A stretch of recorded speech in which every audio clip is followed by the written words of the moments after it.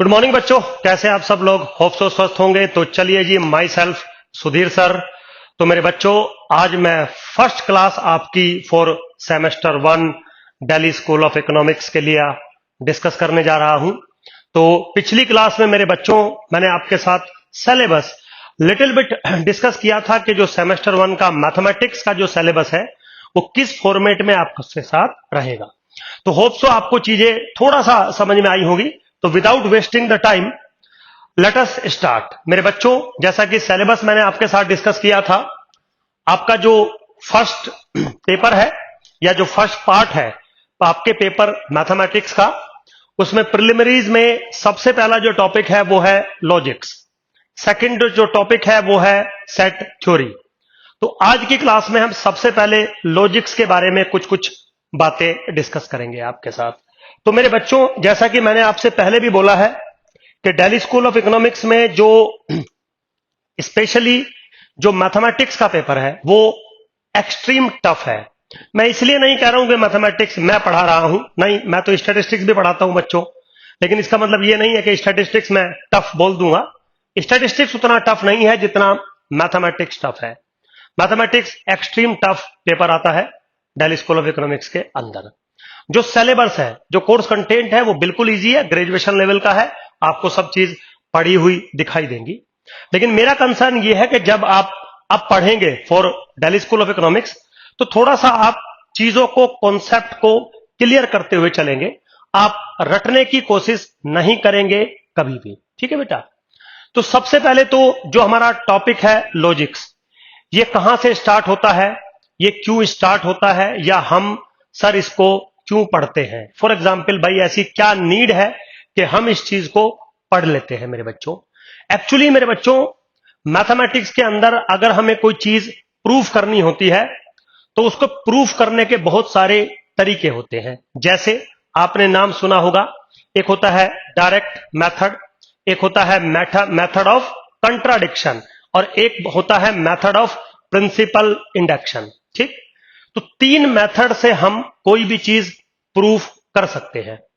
तो इनमें से जो 2 मेथड है, डायरेक्ट मेथड और मेथड ऑफ कंट्रापोजिटिव, ये दोनों एक कैटेगरी के हैं, और मेथड ऑफ प्रिंसिपल इंडेक्स दूसरी कैटेगरी का है। तो जो पहले 2 मेथड हैं, उनका जो बेसिक्स है, जो वो कहते हैं किसी भी चीज को प्रूफ या प्रूफ डिसप्रूफ करने के लिए इन मैथमेटिक्स, वो एक्चुअली में इस थ्योरी से डेवलप हुआ है, that is called logical theory. तो कोई भी साइंटिफिक रिसर्च या साइंटिफिक स्टेटमेंट अगर हम देते हैं, कोई स्टेटमेंट हम देते हैं या कोई थ्योरम हम प्रूफ करते हैं, तो उसके पीछे का जो बैकग्राउंड होता है, जो उसके प्रूफ को एक्सेप्ट करवाता है, वो है मैथमेटिकल लॉजिक्स। ठीक है? तो ये तो मैंने बात बताई कि भाई हम मैथमेटिकल लॉजिक्स पढ़ क्यों रहे हैं। जैसे फॉर एग्जाम्पल, शायद कभी मैंने एक बात आपको बोली होगी कि if a continuous function defined on a close and bounded interval, then this must has a maxima as well as minima.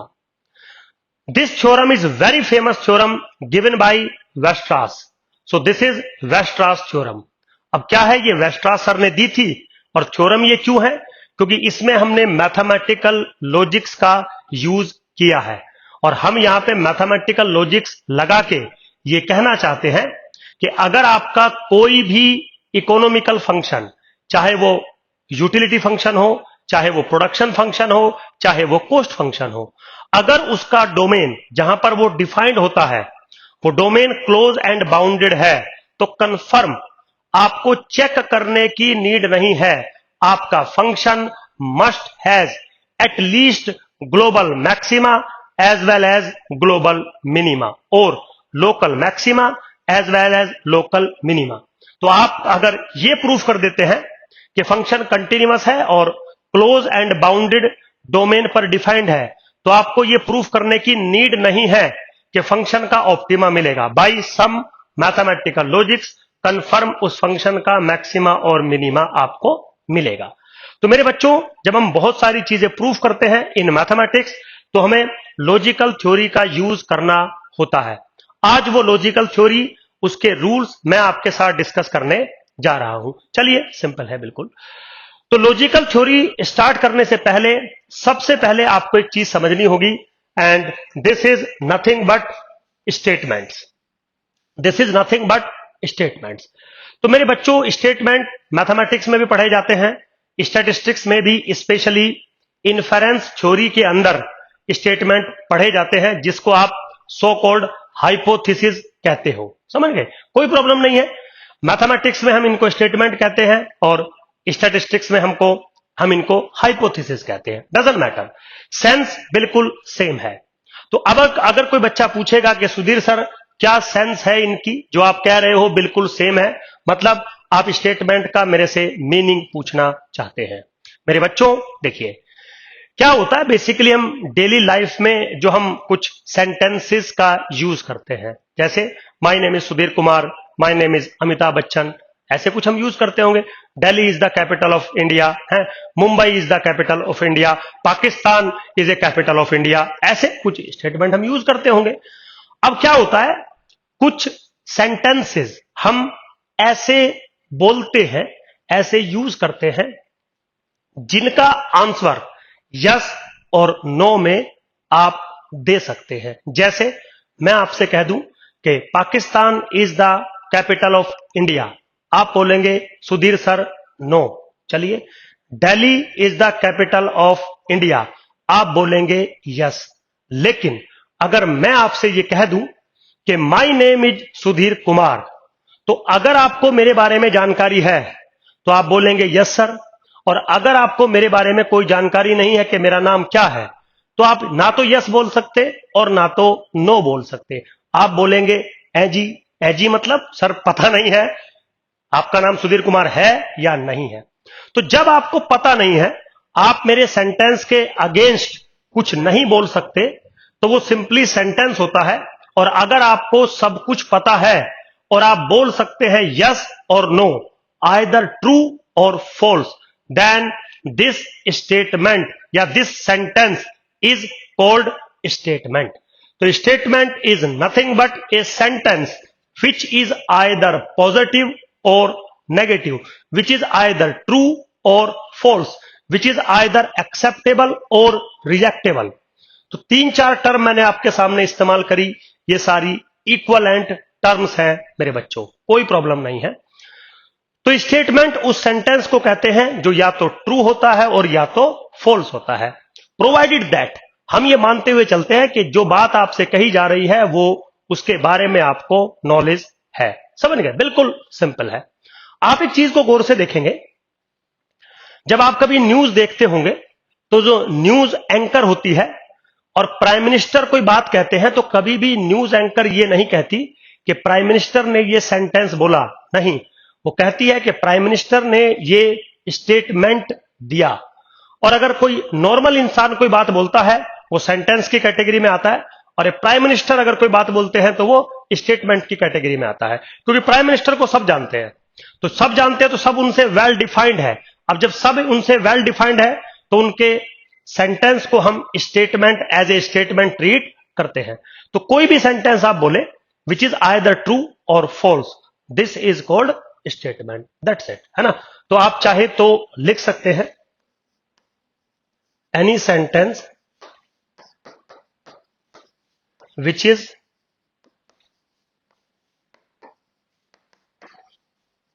either true or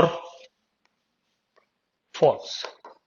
ठीक है बेटा, तो कोई भी सेंटेंस आप अगर बोलते हैं which is either true or false, this is called statement। चलिए, जैसे Mumbai is the capital of India, sir no. Delhi is the capital of India, yes. मेरे बचपन का नाम प्रेमपाल था, एजी सर आइडिया नहीं है। एजी मतलब नहीं सर पता। अभी मैं पिछली क्लास अगर आपने मेरी ली होगी या अभी आप मेरी क्लास ले रहे हैं तो मैं ऑलरेडी आके बोल चुका हूं, बच्चों my name is Sudhir Kumar, तो आपको पता लग गया मेरा नाम। अब मैं बोल रहा हूं my name is Amitabh Bachchan, तो आप क्या बोलोगे? सुधीर सर नहीं, आपका जो स्टेटमेंट है वो गलत है। तो आप मेरे बारे में जानते हैं तब आप यस और नो का डिसीजन ले पा रहे हैं। मींस कुछ ऐसा मैं कहना चाहता हूं कि जिस सब्जेक्ट के, जिस टॉपिक के बारे में आपसे बात चल रही है, आपको उसके बारे में अंडरस्टैंडिंग होनी चाहिए, तभी आप यस और नो की कैटेगरी में आ सकते हैं। मान लीजिए मैं आपसे कह दूं कि बेटा √2 is an irrational number, suppose for example, तो आप देखेंगे हाँ सर हमने पढ़ा है √2 इज इरेशनल नंबर, या आप कहेंगे नहीं नहीं सर √2 इज रेशनल नंबर हमने पढ़ा है। अगर मान लीजिए कोई नॉर्मली अनपढ़ इंसान, कोई रिक्शा वाला जा रहा है और मैं उसको रोक के पूछ लूं हाँ जी √2 इज इरेशनल नंबर, तो क्या वो आपके जैसे बिहेव करेगा? नहीं बिहेव करेगा। जबकि सेंटेंस मैंने दोनों के सामने बिल्कुल सेम बोला है, तो सेंटेंस क्या है वो मैटर नहीं करता, सेंटेंस किसके सामने बोला जा रहा है ये भी मैटर करता है। तो हम बेसिकली बच्चों मान के चलते हैं कि जिसके सामने वो सेंटेंस बोला जा रहा है उस सेंटेंस को वो वेल डिफाइंड करता है, और वेल डिफाइंड करेगा मतलब उसको पता होगा। देन ही और she will take the decision either it is true और फॉल्स, और सर पता नहीं, तो पता नहीं वो सिंपली सेंटेंस रह जाएगा, और यस और नो बोल दिया तो वो स्टेटमेंट बन जाएगा। बिल्कुल सिंपल। अब ये जो स्टेटमेंट है वो इंग्लिश लैंग्वेज में बोले जा सकते हैं, वो मैथमेटिकल टर्म्स में बोले जा सकते हैं, वो इक्वेशंस में बोले जाते हैं। There are so many ways. तो सबसे पहले आप स्टेटमेंट समझिए। स्टेटमेंट सिर्फ इंग्लिश में ही नहीं बोले जाते, स्टेटमेंट किसी मैथमेटिकल फॉर्म्स में भी लिखे जा सकते हैं। तो any sentence which is either true और false is called statement. Very simple मेरे बच्चों। चलिए आगे अगर हम देखें तो मेरे बच्चों हमें जब हम लॉजिकल थ्योरी का यूज करते हैं या लॉजिकल थ्योरी हम डेवलप करते हैं, दुनिया का कोई भी थ्योरी हम डेवलप करते हैं, तो कुछ कनेक्शंस हमें यूज करने पड़ते हैं, कुछ ऑपरेशंस हमें यूज करने पड़ते हैं या बनाने पड़ते हैं। जैसे फॉर एग्जांपल जब आपने सेट थ्योरी बनाया तो आपने 3 ऑपरेशंस डेवलप किए, इंटरसेक्शन, यूनियन और सबट्रैक्शन। इसके अलावा सेट थ्योरी में कोई भी ऑपरेशन आप यूज नहीं करते। जब आपने real number system, real theory develop की, तब आपने 4 अलजेब्रिक ऑपरेशंस यूज किए, डिफाइन किए, addition, subtraction, multiplication and division. तो ऐसे ही मेरे बच्चों जब हमने मैथमेटिकल लॉजिक्स डेवलप किए तो कुछ ऑपरेशंस हम लोगों ने स्टेटमेंट्स के ऊपर डिफाइन किए। अब जैसे रियल नंबर में हम नंबर्स पे काम करते हैं, सेट थ्योरी में हम सेट पे काम करते हैं, लॉजिकल थ्योरी में हम स्टेटमेंट्स पे काम करते हैं। तो स्टेटमेंट्स के बीच में जो रिलेशन हो सकते हैं वो हमने वेल डिफाइंड किए, जो मेरे 5 हैं आपके सामने। हिंट दे दिया मैंने आपको कि कैसे थ्योरी आपको समझनी है मेरे से, है ना। तो जैसे सेट थ्योरी में आप कुछ काम करते हैं, यूनियन करते हैं, इंटरसेक्शन करते हैं और सबट्रैक्शन करते हैं, बाकी आप कुछ नहीं करते। कभी आपने 2 सेट का पावर नहीं किया होगा, डिफाइंड ही नहीं है। कुछ बच्चे कहेंगे सुधीर सर हम कार्टेशियन प्रोडक्ट भी करते हैं। कार्टेशियन प्रोडक्ट वो वेल डिफाइंड होता है, सेट थ्योरी में नहीं करते। वो तो कार्टेशियन प्रोडक्ट में हम कहते हैं कि हम collection of ordered pair assume कर रहे हैं, कलेक्शन ऑफ ऑर्डर पेयर हम ले रहे हैं, कोई ऑपरेशंस नहीं कर रहे होते आप। ऑपरेशन सेट थ्योरी में सिर्फ 3 ही होते हैं, यूनियन, इंटरसेक्शन एंड सबट्रैक्शन। बिल्कुल सिंपल है मेरे बच्चों, ठीक है। तो जो लॉजिकल कनेक्शंस हैं वो मेरे बच्चों 5 हैं। नंबर 1, किसी भी स्टेटमेंट का नेगेशन क्या हो सकता है, किसी भी स्टेटमेंट का कंजंक्शन क्या होता है, किसी भी 2 स्टेटमेंट का डिसजंक्शन क्या होता है, किसी भी 2 स्टेटमेंट का इंप्लीकेशन क्या होता है, और किसी भी 2 स्टेटमेंट का बाई कंडीशनल क्या होता है। ये जो भी काम चलेंगे यहां से लेके यहां तक, इनके लिए आपको 2 स्टेटमेंट चाहिए और इसके लिए आपको 1 स्टेटमेंट चाहिए।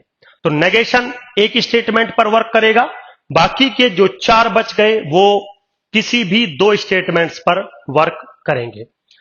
तो जैसे मेरे बच्चों आपने सेट थ्योरी को समझा, रियल नंबर को समझा, उनके लिए आपको यूनियन, इंटरसेक्शन, सबट्रैक्शन, इन सब का डेफिनेशंस आपको पता था, चीजें आपको समझ में आती थी। ऐसे ही लॉजिकल कनेक्शंस को समझने के लिए आपको इन 5 को वेल डिफाइंड करना पड़ेगा। तो आज की जो मेरी क्लास है बिल्कुल बेसिक क्लास है, बिल्कुल आराम से समझा रहा हूं, क्योंकि जब तक बेसिक आपके दिमाग में नहीं जाएगा आप डी स्कूल में सर्वाइव नहीं कर सकते। आप ग्रेजुएशन में अच्छे से सर्वाइव करके आए होंगे, कोई प्रॉब्लम नहीं है। आप दिल्ली स्कूल ऑफ इकोनॉमिक्स में सेलेक्टेड हुए हैं, बेहतरीन, मतलब आपने बहुत अच्छा, आप प्राउड कर सकते हो अपने ऊपर। लेकिन मेरे बच्चों, प्राउड में और घमंड में फर्क होता है।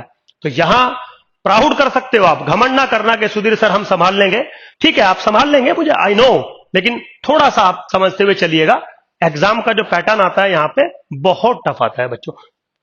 डरा नहीं रहा हूं बिल्कुल भी, क्योंकि मैंने बोला था कि आपका सीनियर हूं मैं, कोई नॉर्मल टीचर नहीं हूं कि उठ के आ गया और चलो भाई चलो मैं पढ़ा देता हूं।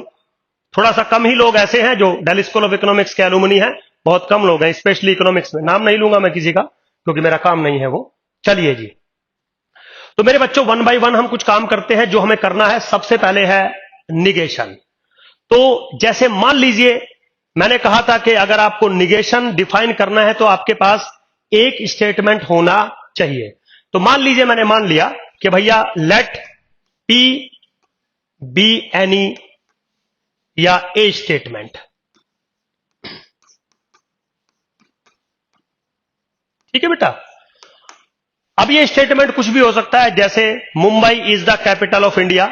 मतलब आप बोलेंगे सर मुंबई कैसे कैपिटल ऑफ इंडिया हो गया? हाँ बेटा, तो फॉल्स स्टेटमेंट है, इसमें क्या प्रॉब्लम है? आप समझिए ना।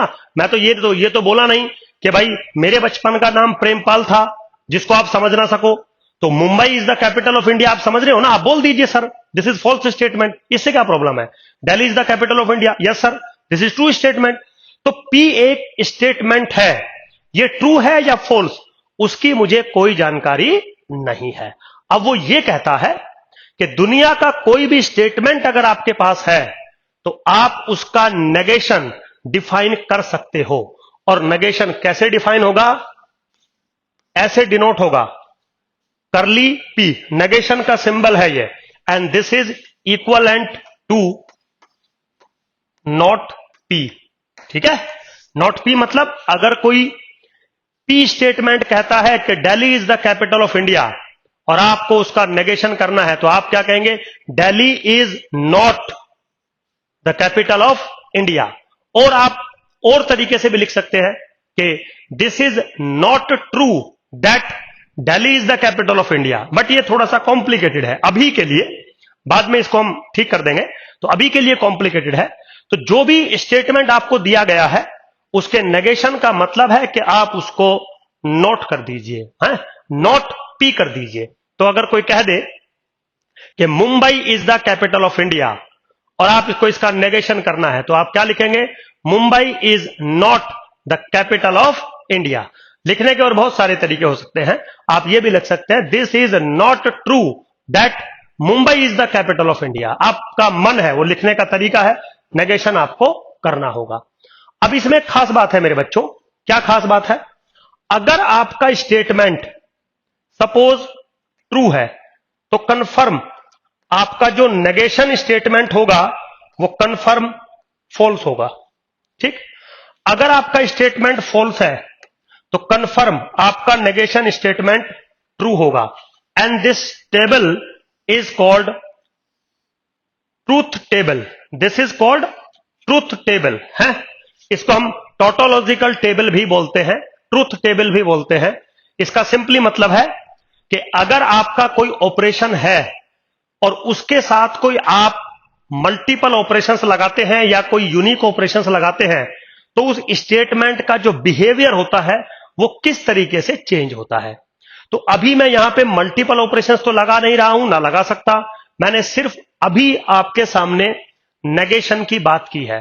तो वो कहता है कि नेगेशन अगर आप ऐसे डिफाइन करते हो तो ट्रूथ टेबल यानी कि वैल्यूज जो है स्टेटमेंट की, जो ट्रूथनेस है, जो फॉल्सनेस है, वो कैसे चेंज होगी। तो वो कह रहा है कि जस्ट अपोजिट हो जाएगा। मतलब अगर पी स्टेटमेंट ट्रू है तो नेगेशन पी ऑटोमेटिकली फॉल्स हो जाएगा।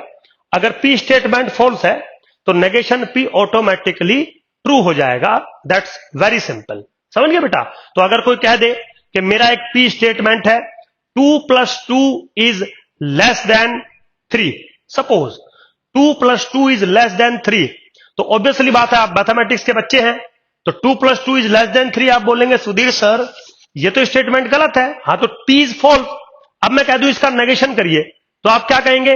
2 + 2 इज नॉट लेस देन 3, और ये बात बिल्कुल ठीक है। तो इसका मतलब जो नेगेशन P यहां पर होगा मेरे बच्चों, वो ऑटोमेटिकली ट्रू हो जाएगा, वाइस वर्सा, बिल्कुल सिंपल, कोई ऐसा टिपिकल टास्क नेगेशन में नहीं है। चलिए खैर आगे चलते हैं मेरे बच्चों। तो अगला जो मेरा टॉपिक है वो है कंजंक्शन। मेरे बच्चों कंजंक्शन को हम एंड बिहेवियर भी कहते हैं, हम कंजंक्शन को ऐसे भी रिप्रेजेंट करते हैं, शायद आपने नोटेशन में देख लिया होगा। तो सबसे पहली बात तो यह है कि जो कंजंक्शन आप यूज करते हैं या कंजंक्शन थ्योरी, कंजंक्शन ऑपरेटर अगर आप यूज करते हैं तो उसके लिए कम से कम 2 स्टेटमेंट होने चाहिए। एग्जैक्टली 2 तो नहीं बोलूंगा क्योंकि वो अभी आगे हम उसको एक्सटेंड कर सकते हैं, बट फिलहाल के लिए कम से कम आपका 2 स्टेटमेंट होने चाहिए। तो सबसे पहले तो मान लीजिए, मैंने मान लिया let P and Q be 2 statements. ठीक है बेटा, अब ये स्टेटमेंट्स ट्रू हैं या फॉल्स हैं या क्या है मुझे नहीं पता है, लेकिन क्योंकि मैं ये कह रहा हूं कि ये दोनों स्टेटमेंट हैं तो ऑब्वियसली बात है या तो ये ट्रू होंगे या तो फॉल्स होंगे। लेकिन दोनों ट्रू होंगे या दोनों फॉल्स होंगे या एक ट्रू होगा एक फॉल्स होगा, कौन सा ट्रू होगा कौन सा फॉल्स होगा इसके बारे में मुझे कोई जानकारी नहीं है। तो चलिए, तो वो ये कहता है कि कंजंक्शन को हम जो डिनोट करते हैं या तो वो एंड लिख के डिनोट करते हैं या तो ये वाला एंड सिंबल यूज करते हैं और या तो हम ये वाला सिंबल यूज करते हैं। जनरली हम ये सिंबल यूज करते हैं इन दोनों स्टेटमेंट्स को अटैच करने के लिए। लेकिन अटैच हम किससे कर रहे हैं? कंजंक्शन से। जैसे आप 2 सेट्स का यूनियन करते हैं, 2 सेट्स का इंटरसेक्शन करते हैं, तो फिर आप डिफाइन करते हैं ना कि इन यूनियन और इंटरसेक्शन का मीनिंग क्या होता है। ऐसा ही हम यहां पे कंजंक्शन का मीनिंग डिफाइन करते हैं। तो अगर 2 स्टेटमेंट है आपके पास P एंड Q, तो कंजंक्शन कैसे डिफाइन होगा? P एंड Q, ऐसे आप रिप्रेजेंट कर सकते हैं। और आप ऐसे भी लिख सकते हैं P and Q, P and Q। ठीक है बेटा, अब ये जो 2 स्टेटमेंट को मिला के आपने एक स्टेटमेंट बनाया, एक्चुअली में आपने क्या किया है? 2 स्टेटमेंट को मिला के एक स्टेटमेंट आपने बनाया है। जैसे आप 2 सेट्स का यूनियन करते थे A और B का, तो आप कैसे करते थे? A यूनियन B डिफाइन करते थे। अच्छा, A यूनियन B डिफाइन करने के बाद बनता क्या था? एक सेट ही बनता था ना। तो यहां पर भी P एंड Q करने के बाद मेरे बच्चों एक स्टेटमेंट ही बनेगा। तो जैसे वहां एक सेट बनता था ऐसे यहां पर वो एक स्टेटमेंट ही बनेगा। और कैसे लिखा जाएगा? वो लिखा जाएगा P स्टेटमेंट एंड Q, ऐसे लिख सकते हो P एंड Q। ठीक है, जैसे अगर मान लीजिए मैं एक स्टेटमेंट ले लूं P, Delhi is capital of India. ठीक है, दूसरा स्टेट ले लूं Mumbai is capital of India. समझ गए? और मैं आपसे कहूं कि इसका कंजंक्शन कर दीजिए, तो P एंड Q, तो क्या लिखोगे? Delhi is capital of India and Mumbai is capital of India. अब ये स्टेटमेंट ट्रू बनेगा फॉल्स बनेगा ये बाद की बात है, लेकिन 2 स्टेटमेंट का कंजंक्शन कैसे होता है वो समझा रहा हूं, और उसका मीनिंग क्या बनेगा, उसकी नोटेशन क्या बनेगी, वो आपको मैं बता रहा हूं। बनने के बाद जो भी बनेगा वो एक स्टेटमेंट बनेगा और उसके बीच में एंड लिखा होगा। अब इसका जो मैथमेटिकल ट्रूथ टेबल है, जो टोटोलॉजिकल टेबल है, जो ट्रूथ टेबल है, वो कुछ इस तरीके से बिहेव करेगी। जितने भी कनेक्शंस मैंने आपको समझाए उनकी डेफिनेशन का मतलब होता है कि मैं उनकी जो ट्रूथ टेबल है वो आपके सामने डिफाइंड कर रहा हूं। ट्रूथ टेबल के बारे में कंफर्म आपको जानकारी होनी चाहिए। तो मेरे बच्चों, अब यहां पे ट्रूथ टेबल कैसे काम करेगी थोड़ा सा आप एक बार देख लीजिएगा। जैसे मान लीजिए मैं 2 स्टेटमेंट आपके सामने लेता हूं। एक स्टेटमेंट मैंने लिया P और एक स्टेटमेंट लिया मैंने Q। ठीक है बेटा, और यहां पे एक स्टेटमेंट बनाया मैंने P एंड Q। तो बेसिकली क्या बन रहा है? ये P कंजंक्शन Q। अब जितनी भी पॉसिबिलिटीज ट्रू और फॉल्स को लेकर बिटवीन P एंड Q हो सकती है, वो सारी मैं आपके सामने डिस्कस करने जा रहा हूं। तो क्या है, अगर मेरे बच्चों ये भी ट्रू है और ये भी ट्रू है, तो P and Q confirm true बनेगा। ये मैं नहीं कह रहा हूं, ऐसा मैथमेटिशियन ने डिफाइन किया है विद रिस्पेक्ट टू कंजंक्शन। हो सकता है जो अगले मेरे जो है इफेक्ट्स हैं या ऑपरेशंस हैं, उनका डेफिनेशन कुछ और हो, डजंट मैटर। अब डेफिनेशन तो मैंने बनाया नहीं है, मैं तो सिर्फ आपको चीजों को पढ़ा रहा हूं। तो अब अगर मैं यहीं पे सेकंड लेके चलूं, कैसे लेके चलूंगा, this is true, this is false, तो मेरे बच्चों ये बनेगा फॉल्स। समझ गए? नाउ अब अगर मैं लेके चलूं this is false, this is true, तो भी ये फॉल्स बनेगा। और अगर लेके चलूं this is false, this is false, तो भी ये फॉल्स बनेगा। इसका मतलब दो स्टेटमेंट का कंजंक्शन तभी ट्रू होता है अगर इंडिविजुअली दोनों स्टेटमेंट ट्रू हैं। तो अगर दोनों में से कोई भी स्टेटमेंट फॉल्स है, चाहे P फॉल्स हो चाहे Q फॉल्स हो, तो जो कंजंक्शन स्टेटमेंट है वो कभी भी ट्रू नहीं हो सकता। तो conjunction statement is always true if and only if both P and Q must be true. Obviously बात है, आप कोई भी स्टेटमेंट अगर बनाओगे तो मैथमेटिकल लॉजिक्स के अंदर आपको सिर्फ यह देखना है कि वो कब ट्रू है और वो कब फॉल्स है, नथिंग एल्स। और कुछ आपको देखना ही नहीं है, बिल्कुल नहीं देखना होता। जैसे सेट्स में आप ये देखते हो ना, यूनियन में कौन से एलिमेंट आएंगे, इंटरसेक्शन में कौन से एलिमेंट आएंगे, सबट्रैक्शन में कौन से एलिमेंट आएंगे, ऐसे ही यहां सिर्फ आपको ट्रूथ टेबल देखनी होती है कि कंजंक्शन कब ट्रू होता है, डिसजंक्शन कब ट्रू होता है, नेगेशन कब ट्रू होता है, या जो बाकी अदर स्टेटमेंट बन गए वो कब ट्रू होते हैं। तो ट्रूथ टेबल पर ही आपको काम करना होता है मेरे बच्चों। तो कंजंक्शन का क्या मतलब हुआ कि कंजंक्शन को हम ऐसे डिनोट करते हैं, एंड बीच में आता है, और उसका जो ट्रूथ टेबल है वो इस तरीके से एप्लीकेबल होता है। तो कंजंक्शन तभी ट्रू होता है जब P एंड Q दोनों स्टेटमेंट ट्रू होते हैं, otherwise conjunction statement is always false. कोई प्रॉब्लम नहीं है बिल्कुल भी। चलिए मेरे बच्चों आगे चलते हैं, और अगला जो मेरा टॉपिक है वो है डिसजंक्शन। कोई बात नहीं, तो अगेन वही, मान लीजिए आपके पास P and Q be two statements, ठीक है जी। आपके पास दो स्टेटमेंट्स हैं P एंड Q, कोई बात नहीं। अब वो कह रहा है कि इसका जो डिसजंक्शन होगा उसको हम ऐसे डिनोट करते हैं, उसको हम ऐसे डिनोट करते हैं या फिर और लिखते हैं, कोई प्रॉब्लम नहीं है, ये लिखने का तरीका हमारा हो सकता है। तो V टाइप सिंबल का हम यूज करते हैं या फिर हम और लिखते हैं। तो कैसे हम स्टेटमेंट बनाते हैं डिसजंक्शन में, P और Q इक्वलेंटली कैसे लिखते हैं, P और Q डजंट मैटर। तो जैसे मान लीजिए P आपका स्टेटमेंट है Delhi is the capital of India है, और Q आपका स्टेटमेंट है Mumbai is the capital of India. तो जो डिसजंक्शन बनेगा P और Q क्या बनेगा, Delhi is capital of India और Mumbai is capital of India, doesn't matter. तो एक स्टेटमेंट आपने दे दिया।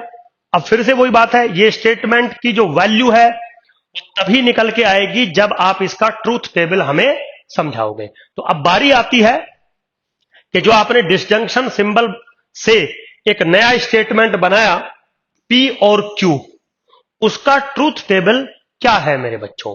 वेरी सिंपल बिल्कुल। तो चलिए जी थोड़ा डिस्कस कर लेते हैं।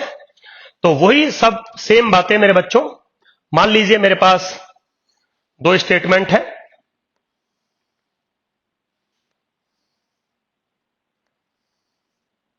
This is P, this is Q, this is P और Q, ठीक है जी।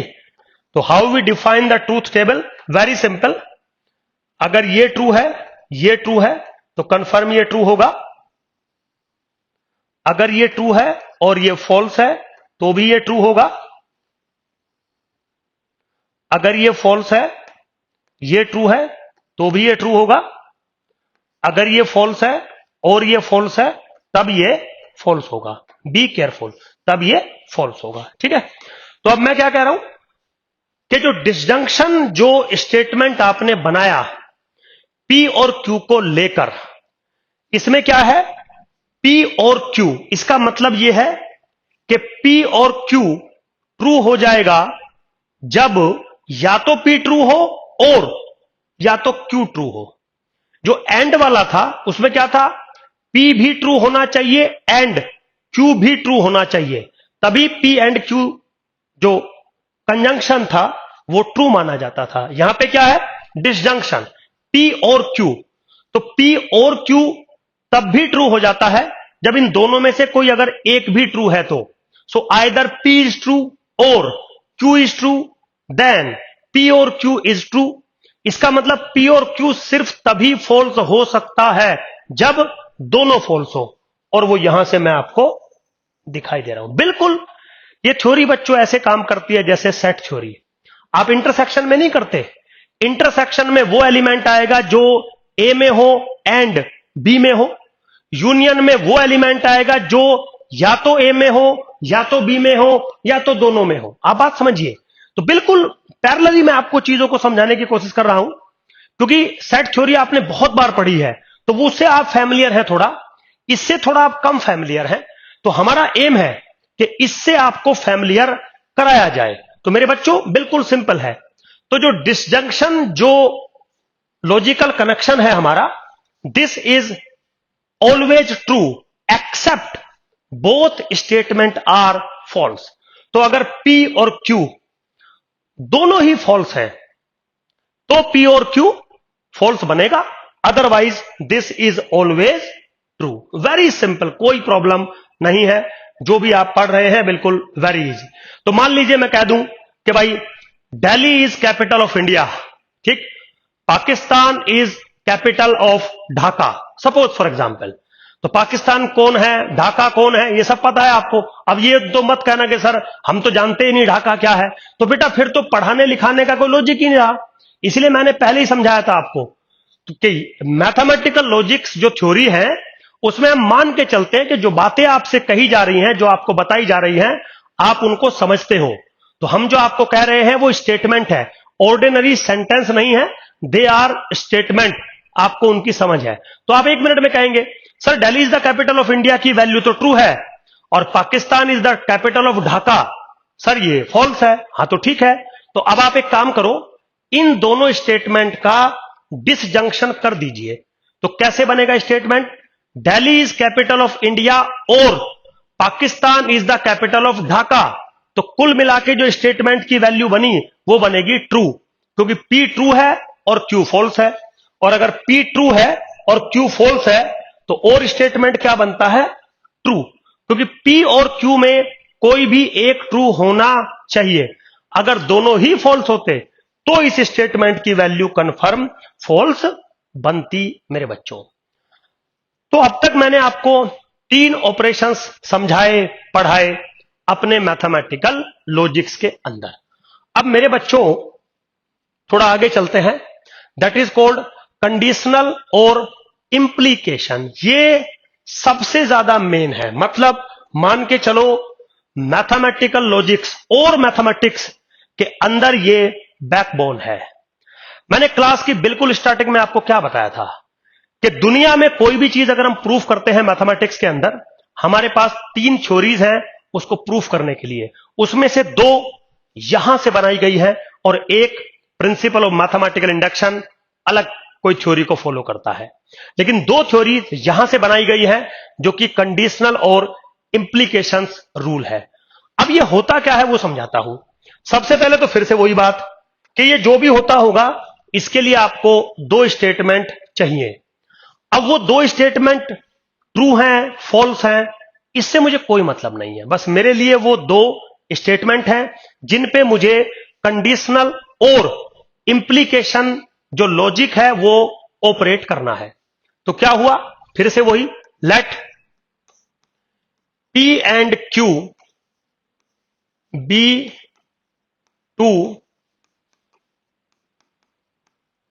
स्टेटमेंट्स। ठीक है जी, पी और क्यू मेरे पास दो स्टेटमेंट है। अब मैंने कंडीशनल और इंप्लीकेशन ऑपरेशन डिफाइन किया, that is denoted as arrow symbol like this. समझ गए? ये ब्रैकेट नहीं लगाने हैं आपको, ये सिर्फ यूज करना है।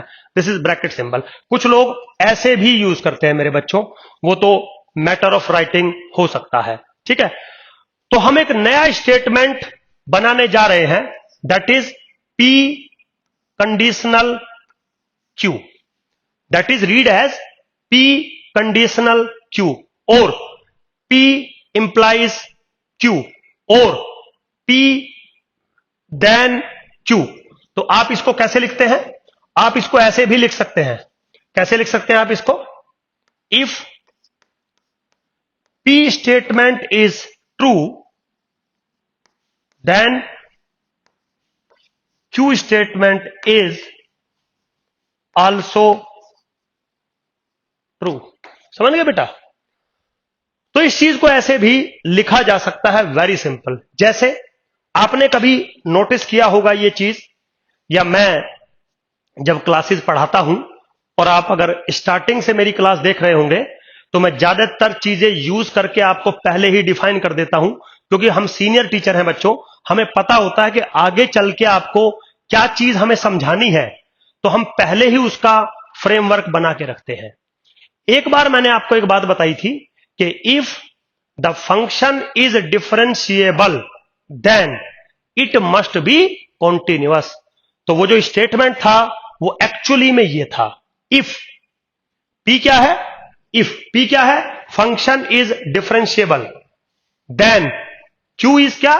Function is continuous. तो ये चीज मैंने आपको समझाई थी। तो ये कहां से आता है? ये मैथमेटिकल कनेक्शन से आता है, जिसको हम कहते हैं कंडीशनल कनेक्शन और implication connection between two statements. तो एक पी स्टेटमेंट आपने बनाया, एक क्यू स्टेटमेंट आपने बनाया, और उनको एक कंडीशनल कनेक्शन से आपने अटैच कर दिया, या इंप्लीकेशंस मैथमेटिकल लॉजिक से कनेक्शन से आपने कनेक्ट कर दिया। तो एक नया स्टेटमेंट बना, P इंप्लाइज Q। अब ये है क्या मेरे बच्चों? ये भी तो एक स्टेटमेंट ही है ना आपके सामने। तो मैंने क्या बोला था? आपको सिंपली ये समझाना है कि ये जो स्टेटमेंट बना है उसका ट्रूथ टेबल क्या है।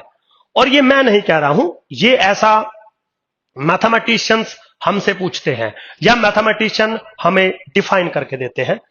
तो फिर से मेरे बच्चों वही सवाल आता है कि इसका ट्रूथ टेबल क्या बनेगा? सिंपल, बिल्कुल जैसे बाकियों के बनाए हैं, बिल्कुल सेम बनेगा।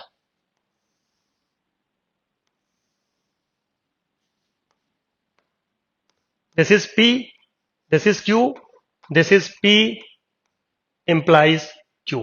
ठीक है बेटा?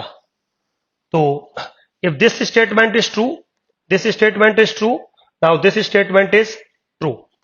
Now if this statement is false, this statement is true, now this statement is true. If this is false, this is false, now this is true. If this is true and this is false, then this is false. Be careful. ठीक है? अब ये जो बातें मैंने आपके सामने लिखी, इनको थोड़ा सा आप डीपली समझिए। अगर आप नहीं भी समझ पा रहे हैं तो कोई प्रॉब्लम नहीं है, आप फिलहाल इसको याद रखिए कि जो P इंप्लाइज Q स्टेटमेंट बनाया गया है उसका ट्रूथ टेबल क्या है। तो वो कहता है कि अगर P स्टेटमेंट ट्रू है और Q स्टेटमेंट भी ट्रू है, तो ये जो आपने स्टेटमेंट बनाया इसकी वैल्यू कंफर्म ट्रू मिलेगी आपको। जैसे suppose function is differentiable and function is also continuous, तो आप क्या बोलोगे? सुधीर सर, वो जो आपने बात कही थी, if function is differentiable then it is continuous, वो बात बिल्कुल ट्रू है। तो बिल्कुल ट्रू है, कोई दिक्कत नहीं है। अब क्या है मेरे बच्चों, यहां पे एक छोटा सा पॉइंट आप समझिए। अगर P स्टेटमेंट फॉल्स है और Q स्टेटमेंट चाहे फॉल्स हो या ट्रू हो, जो टोटल स्टेटमेंट होता है यानी कि P इंप्लाइज Q, उसकी वैल्यू हमेशा आपको ट्रू मिलती है। ये स्टेटमेंट ये कहता है a true statement can not imply the false statement. मतलब P की वैल्यू ट्रू और Q की वैल्यू फॉल्स नहीं होनी चाहिए बस। अगर P की वैल्यू ट्रू और Q की वैल्यू फॉल्स है तो स्टेटमेंट फॉल्स बनेगा, like this. Otherwise P true हो, Q ट्रू हो, ट्रू। P अगर फॉल्स है, अगर एंटीसीडेंट पार्ट फॉल्स है, तो कंक्लूजन पार्ट चाहे कुछ भी हो, स्टेटमेंट इज ट्रू। एक्चुअली इसको हम, जो P आप स्टेटमेंट देख रहे हैं, इसको हम एंटीसीडेंट पार्ट कहते हैं, एंटीसीडेंट स्टेटमेंट कहते हैं। और जो Q है, इसको हम कॉन्सिक्वेंट पार्ट या कंक्लूजन स्टेटमेंट या कंक्लूजन पार्ट कहते हैं। तो वो ये कहता है कि P इंप्लाइज Q में अगर आपका एंटीसीडेंट पार्ट ट्रू है, कंक्लूजन पार्ट ट्रू है, लाइक पहले वाला, तो जो स्टेटमेंट है वो ट्रू बनेगा। अगर आपका एंटीसीडेंट पार्ट फॉल्स है, तो चाहे आपका कंक्लूजन पार्ट ट्रू हो या फॉल्स हो, डजंट मैटर, आपका स्टेटमेंट ट्रू ही बनेगा। हां, अगर आपका एंटीसीडेंट पार्ट ट्रू है और कंक्लूजन पार्ट फॉल्स है, तब आपका स्टेटमेंट फॉल्स बनेगा। जैसे फॉर एग्जांपल, मान लीजिए मैं आपसे एक बात कह दूं कि बच्चों, मेरे पास एक फंक्शन है जो कि डिफरेंशिएबल है, मतलब P part is true and वो फंक्शन कंटिन्यूअस नहीं है, means Q part is false. तो आप मुझे बोलेंगे ना कि सुधीर सर ये तो गलत बात है। क्यों? क्योंकि कल तो आप पढ़ा रहे थे if the function is differentiable then it is continuous, और आज आप कह रहे हो कि फंक्शन डिफरेंशिएबल तो है, तो P तो ट्रू है, बट जो Q है वो ट्रू नहीं है। सर ये तो गलत बात है। इसका मतलब जो स्टेटमेंट आपने सुधीर सर दिया था P इंप्लाइज Q, वो गलत है। और अगर मैं ये कह दूं कि मेरा फंक्शन डिफरेंशिएबल नहीं है, तो P पार्ट इज फॉल्स, तो मेरे बच्चों, मेरा फंक्शन कंटिन्यूअस हो भी सकता है, मेरा फंक्शन कंटिन्यूअस नहीं भी हो सकता, बट मेरा जो स्टेटमेंट है वो ट्रिवली ट्रू माना जाएगा इन दो बातों को बना के। समझ गए? तो जो कंडीशनल और इंप्लीकेशन स्टेटमेंट हमने बनाए लाइक दिस, उसमें क्या था कि कोई भी ट्रू स्टेटमेंट इंप्लाई नहीं कर सकता over a false statement. Means if P part is true, Q part is false, then implication is false. Otherwise जितने भी केस हैं उन सब में जो वैल्यू बनेगी वो कंफर्म ट्रू बनेगी। जितने भी केस हैं, ये वाले तीन, इन सब में वैल्यू क्या बनेगी? कंफर्म ट्रू वैल्यू बनेगी। सो दिस इज योर कंडीशनल और इंप्लीकेशन सिनेरियो। तो दो स्टेटमेंट चाहिए होते हैं, दोनों ट्रू हैं, फॉल्स है, कौन सा ट्रू है, कौन सा फॉल्स है, इससे मुझे कोई मतलब नहीं है। मुझे जो मतलब है वो अपनी इन बातों से है कि भाई जो आप ये चीजें मुझे बना के दे रहे हो, इनका जो ट्रूथ टेबल है वो कैसे वर्क करेगा। तो आपने कह दिया कि सुधीर सर हमने एक स्टेटमेंट बनाया P इंप्लाइज Q, और देखिए वो ऐसे काम करता है कि कभी भी अगर P ट्रू हुआ और स्टेटमेंट ट्रू है तो Q को कंफर्म ट्रू होना पड़ेगा। इसका मतलब अगर P ट्रू हुआ और Q फॉल्स हुआ तो सुधीर सर आपका जो इंप्लीकेशन है वो वैलिड नहीं रहेगा, उसकी वैल्यू कंफर्म फॉल्स बन जाएगी, जिसका मैंने अभी एक एग्जाम्पल आपको दिया। वेरी सिंपल, कोई प्रॉब्लम नहीं है। तो मेरे बच्चों, फोर्थ ऑपरेशन हमने डिस्कस किया। Now we discuss biconditional. बिल्कुल सिंपल है। एक्चुअली में क्या है, हमने जो कंडीशनल, जो इंप्लीकेशन, जो कंडीशनल लॉजिकल सिनेरियो डिफाइन किया था फोर्थ पॉइंट में, उसने उसको डबल कर दिया। डबल मतलब रिवर्स भी कर दिया। तो वो ये कहता है कि लेट P एंड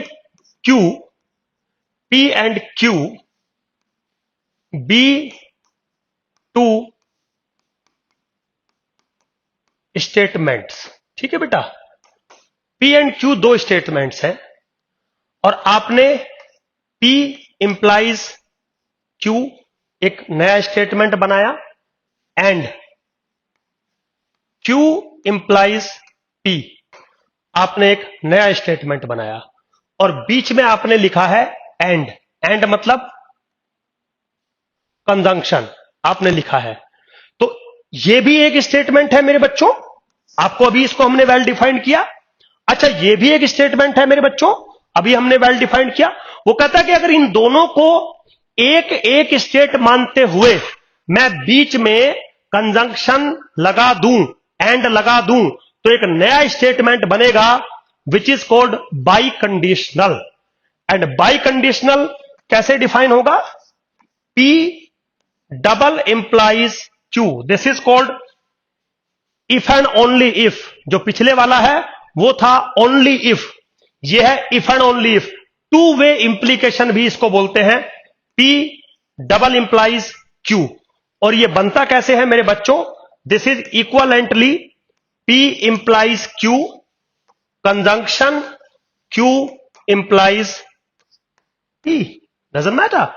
तो ऐसा हो सकता है कि P स्टेटमेंट इंप्लाई कर दे Q स्टेटमेंट को और Q स्टेट इंप्लाई कर दे P स्टेटमेंट को।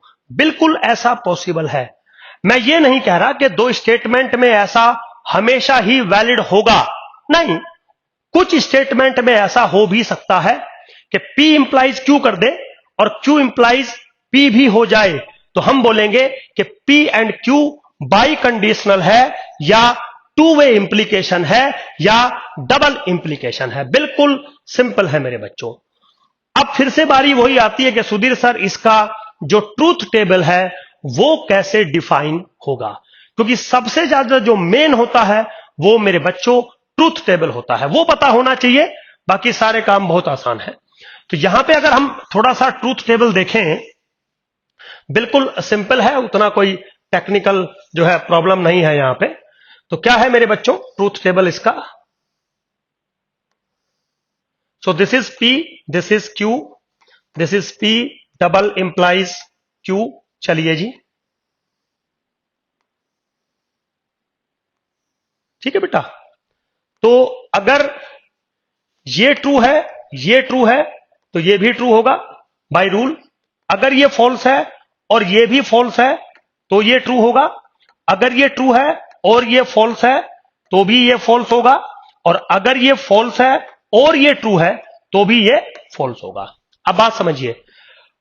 तो जो डबल इंप्लीकेशन है वो क्या कहती है? अगर P और Q दोनों एक जैसे हैं, आइदर ट्रू बोथ और बोथ आर फॉल्स, तो जो बाई कंडीशनल है, जो बाई कंडीशनल स्टेटमेंट बनेगा वो कंफर्म मेरे बच्चों ट्रू बनेगा।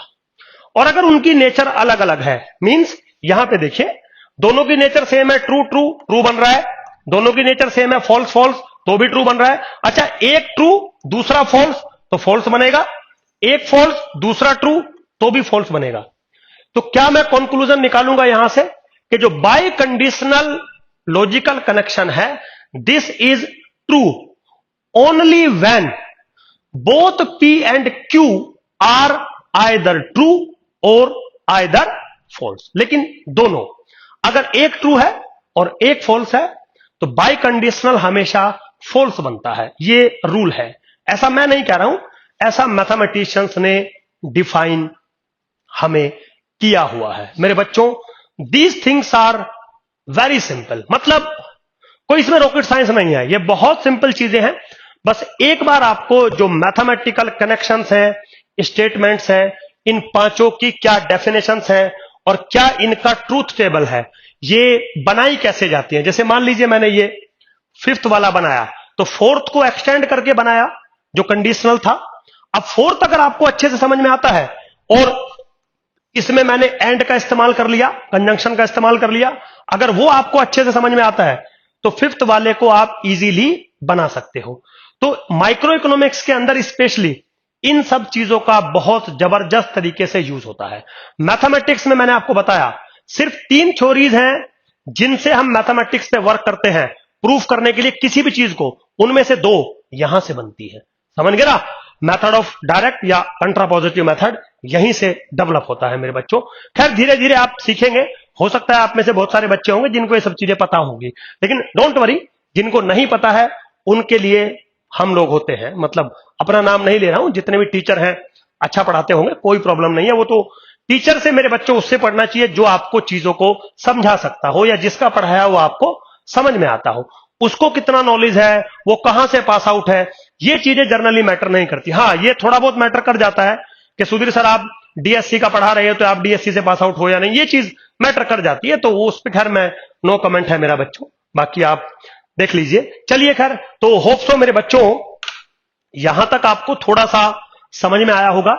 पहले मैं कुछ टॉपिक्स, जैसे यूनिट 1 है, टॉपिक्स आपको पढ़ाऊंगा, फिर जैसे ही असाइनमेंट आएगा, हालांकि मेरे पास ये सर ने, सुजातोबाग सर ने यही चीज 2012 में भी पढ़ाई थी, तो 2012 के ही मेरे पास असाइनमेंट रखे हुए हैं, और होप सो मैं डैम श्योर हूं कि वही असाइनमेंट आएंगे, वही रिपीट होगा, कोई टेंशन नहीं है। बट फिर भी एक बार वेट कर लेते हैं, जैसे ही आता है मैं आपको असाइनमेंट्स लेने स्टार्ट करूंगा।